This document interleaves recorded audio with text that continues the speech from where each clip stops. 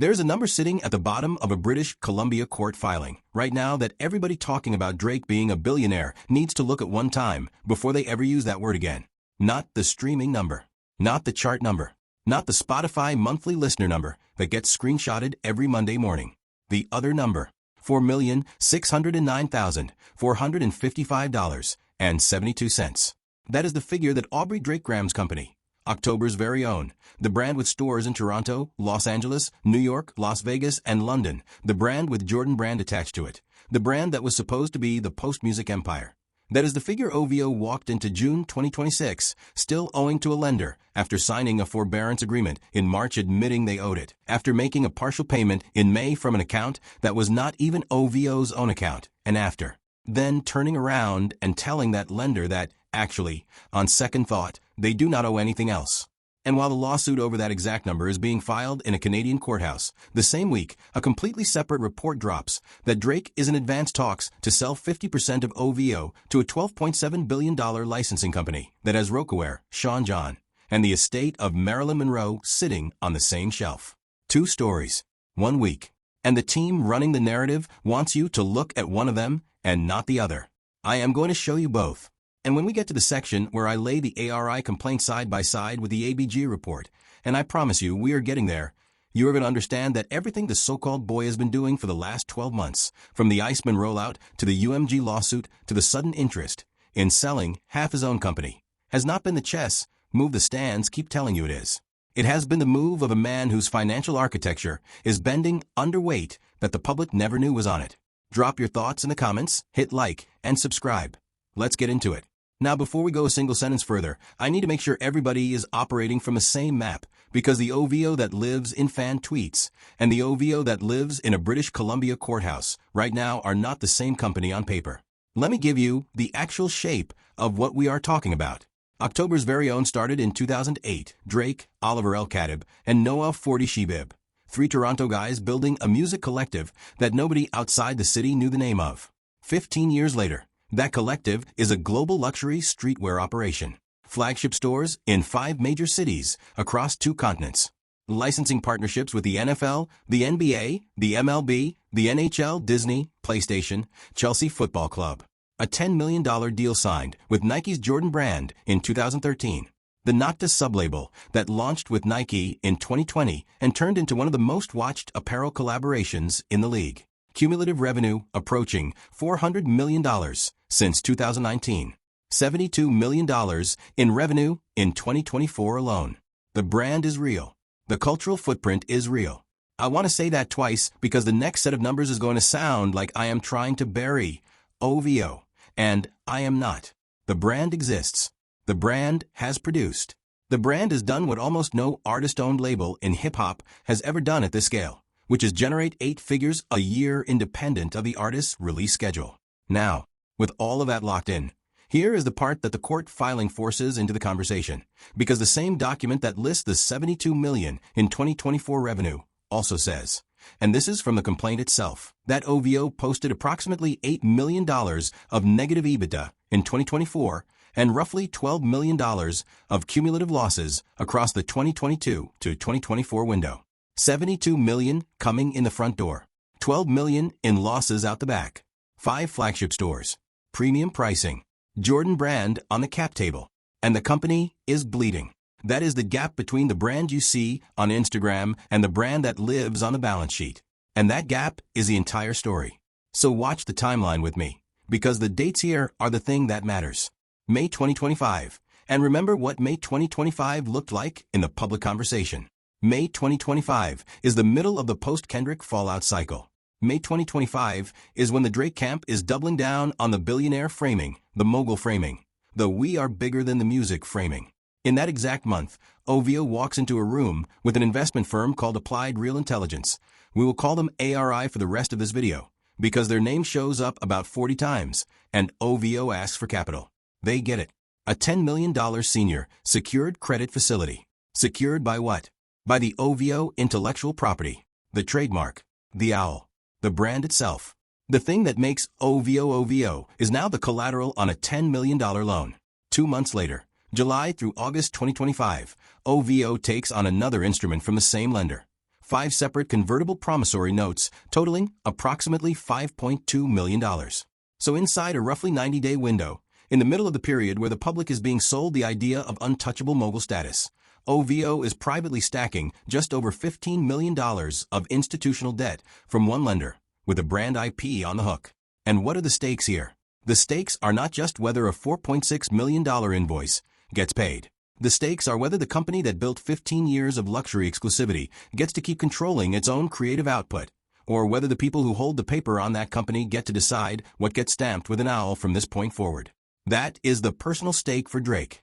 The cultural stake is whether the most successful Canadian streetwear brand of the streaming era survives intact or gets digested by a licensing machine. And the systemic stake is whether the artist-owned brand model, the one Jay-Z, Diddy, Pharrell, and now Drake have all chased, is actually viable, or whether the financial gravity of running a luxury fashion company on top of a music career was always going to end in the same building, with the same kind of lawyers and the same kind of filings. And that is the question the rest of this video is going to answer. So how did the alleged billionaire's brand wind up in this room? Let us start with what is visible, the things you can pull straight out of the public record without needing a single inside source. Piece 1. February 27, 2026. A formal notice of default is delivered to OVO under the convertible note structure. That is not a private nudge. That is the lender putting in writing that the borrower has failed to perform.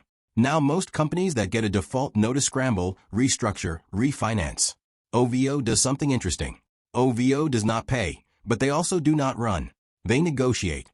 And on March 20th, 2026, the two sides sign a forbearance agreement. Piece 2. Inside that forbearance agreement, and this is the part the stands cannot wave away no matter how many ICEMAN tweets they post, OVO expressly acknowledges, in writing, that the defaults occurred, that all amounts owed under the notes are valid, that those amounts are binding, that they are unconditionally due. They agree to pay the principal, the make-whole fee, the accrued interest, the default interest, the forbearance fees, the enforcement costs. In legal language, that is called a debt acknowledgement. In English, that is OVO sitting in a room and saying, with their own signatures, "You are right, we owe this, and we will pay it." Piece 3. The forbearance window. OVO is given a runway, with a deadline of early May 2026 to clear the balance in full. That deadline arrives. The company does not pay in full. The forbearance officially expires on June 1st. And Piece 4. This is the one that broke my brain when I read it the first time. On May 27th, ARI receives a wire of approximately $3.8 million. That sounds like good news for OVO. It is not. Because the wire does not come from OVO. It does not come from any account with October's very own on it. The wire comes from an account identified in the documents as ABG Sound Incorporated Management Account. ABG, Aubrey Drake Graham. The initials match. And the reference line on the wire says, of all things, OVO notes. So the payment that was supposed to satisfy OVO's debt was made from what looks like a Drake-adjacent management entity. Not from OVO's operating account. Not from the company that signed the loan. From somewhere else. And there are only two readings of that. Either OVO did not have the liquidity to pay its own debt, so Drake's side of the house wired it. Or somebody made a deliberate accounting choice to push the money through a different entity for reasons that ARI is now demanding answers about in open court. Either reading is a problem. And this is where, if you are still listening, you should rewind 10 seconds after that $3.8 million arrives from an account that is not technically OVO. The company turns around and tells ARI that it owes nothing further. Notwithstanding the signed forbearance. Notwithstanding the written acknowledgement that the debt was binding.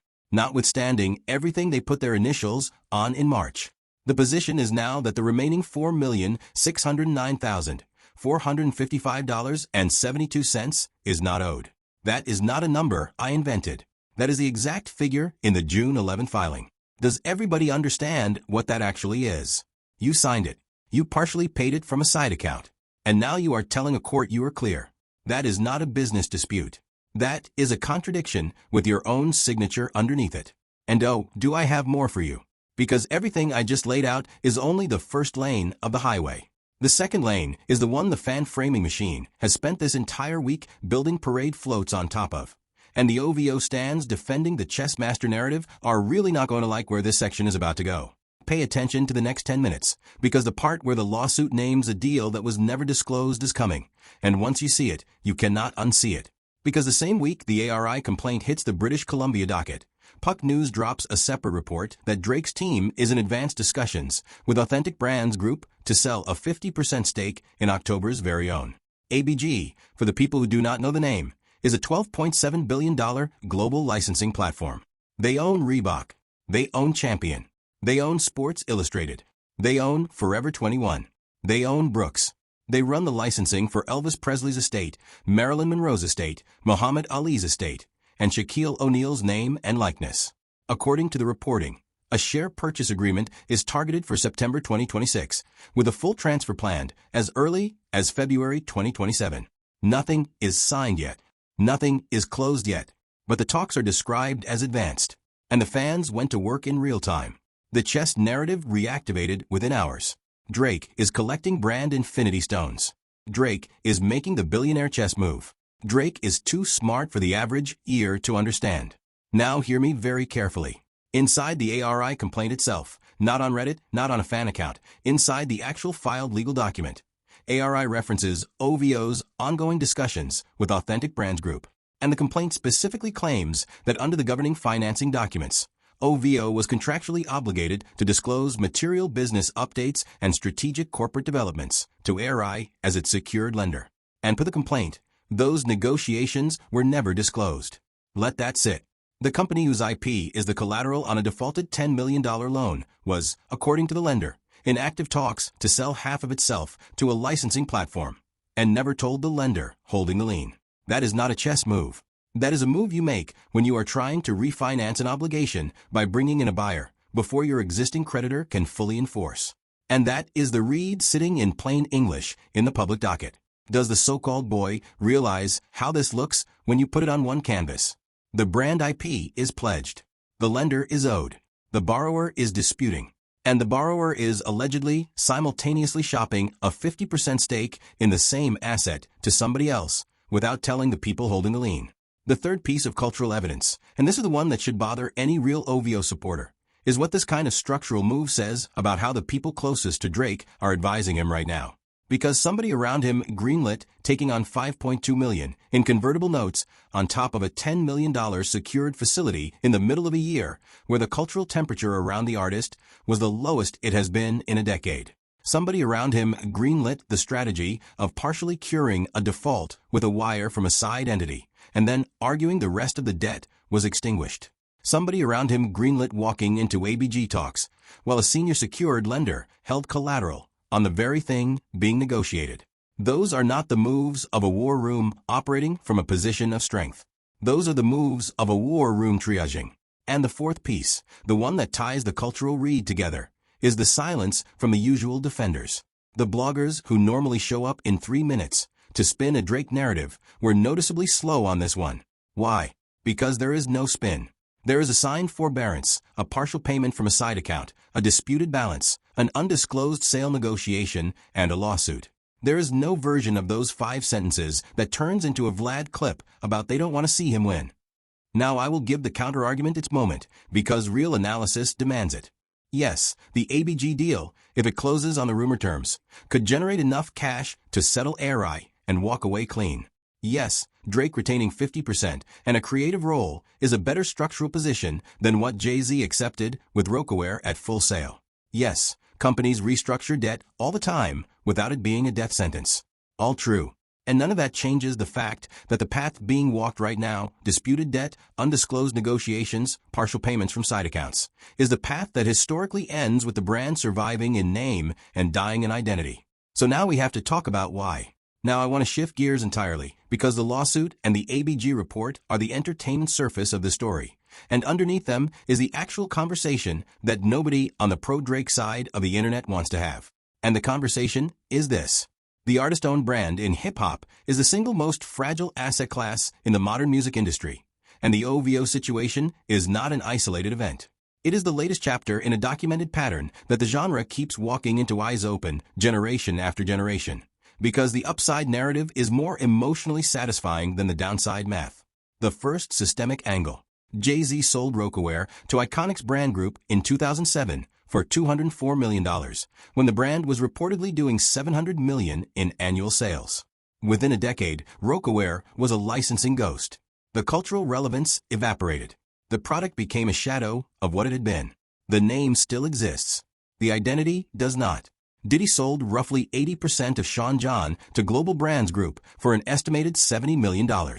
Global Brands Group filed for bankruptcy. Diddy eventually bought Sean John back for around $7.55 million, less than a tenth of what he had sold it for.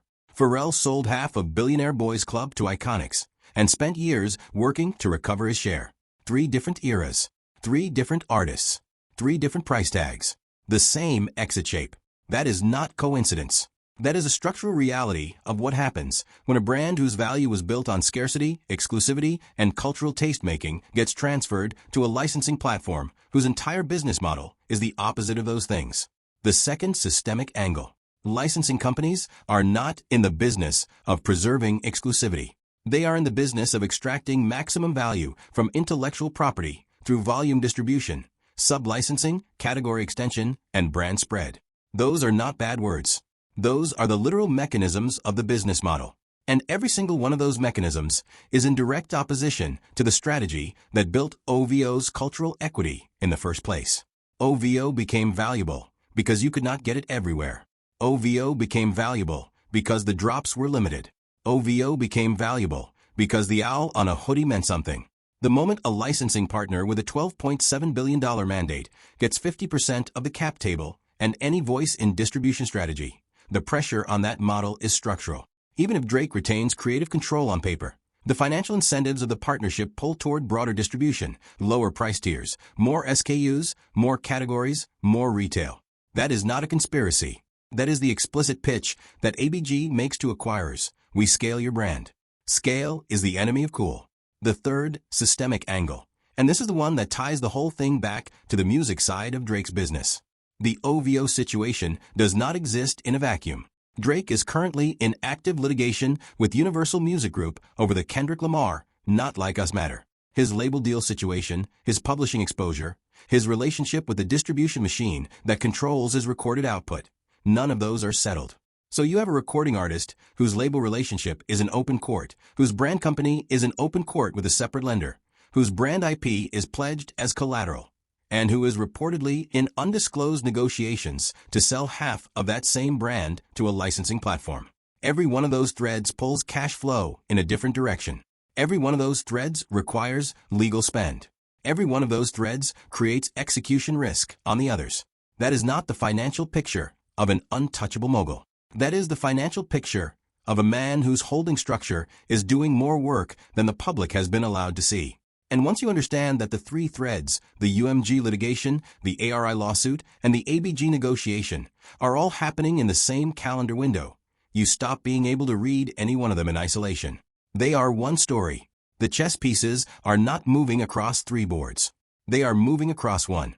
And the player moving them is running out of time on the clock. And here is the major truth bomb. The one that nobody in the pro-Drake media cycle has put together in the right sequence, because putting it together in the right sequence ends the chess narrative entirely. The ARI complaint does not just describe a single defaulted debt. The complaint, in its description of the financial disclosures OVO provided when seeking the original financing, references the fact that OVO was simultaneously pursuing a $30 million equity financing transaction at the same time it was taking on the ARI debt instruments. The complaint further references that Drake, Oliver L. Khatib, and Noah Fordy Shebib had personally guaranteed obligations under an existing Royal Bank of Canada credit facility, and that one of the stated objectives of the broader financing strategy was the repayment of approximately $10 million of existing indebtedness and the release of those personal guarantees. Read that again, slowly, because every clause matters. The 3 founders of OVO had their personal names on a Royal Bank of Canada credit facility. The company was actively trying to raise $30 million in equity. The company was simultaneously taking on $5.2 million in convertible notes from ARI. The company already had a $10 million senior secured facility from ARI on top of that. And the strategic goal articulated to the lender was, in part, the repayment of existing bank debt and the release of the founders' personal guarantees. Multiple debt instruments, multiple financing strategies, personal exposure from the founders, all running concurrently. all on a brand that did $72 million in revenue in 2024 and lost $12 million cumulatively across 3 years. Now, and this is the part where everything reframes, when you stop asking why OVO did not just pay the $4.6 million balance, and you start asking what the full balance sheet of obligations actually looks like, the entire ABG deal stops looking like a chess move and starts looking like exactly what the historical pattern says it always is. It looks like a liquidity event. It looks like a brand whose founders need cash, fast, against an asset they have already pledged once, while disputing what they owe to the existing lien holder, while raising additional equity, while sitting under personal guarantees they explicitly told a lender they wanted released. And the most damning detail of all, the one I want every viewer to write down, the same complaint that lays all of this out is the complaint OVO is allegedly currently arguing against by claiming the remaining debt is not owed. You cannot tell a court the debt is not owed and also have told that same court's record, through the financing documents, that the debt was the entire reason a financing strategy was being executed in the first place. That is the contradiction. That is the truth bomb. The chess move and the liquidity scramble are not different stories. They are the same story, and the lawsuit just put them in the same paragraph. Now I want to land somewhere honest, because the goal of this channel has never been to bury anybody. The goal has been to tell you what is actually happening, so that when the dust clears, you can say you saw it in real time and not 3 years late in a documentary. So here is the honest landing. The hero of this story, in the long run, is the artist who treats the brand as an extension of the work, not as a replacement for it. The hero is the artist who does not need to leverage the IP to fund the lifestyle. The hero is the guy who is still putting out music that holds up, still showing up to the work, still doing every job at 100%, and still building cultural equity through the actual output rather than through the financial engineering on top of the output. That artist, and we all know the name, we have all watched the receipts pile up for the last 24 months, is still winning quietly, without a single courthouse filing attached to his name, while the so-called boy is in 3 separate legal proceedings in the same calendar window. One artist makes the music and lets the brand take care of itself. The other one is selling half the brand to keep the lights on while the music carries a year of cultural drag behind it. The contrast writes itself. And I want to make sure the OVO supporters who are still listening hear this clearly, because nothing I have said in this video diminishes what the brand built. The Toronto fingerprint on global streetwear is real. The Jordan partnership is real. The $72 million in 2024 revenue is real.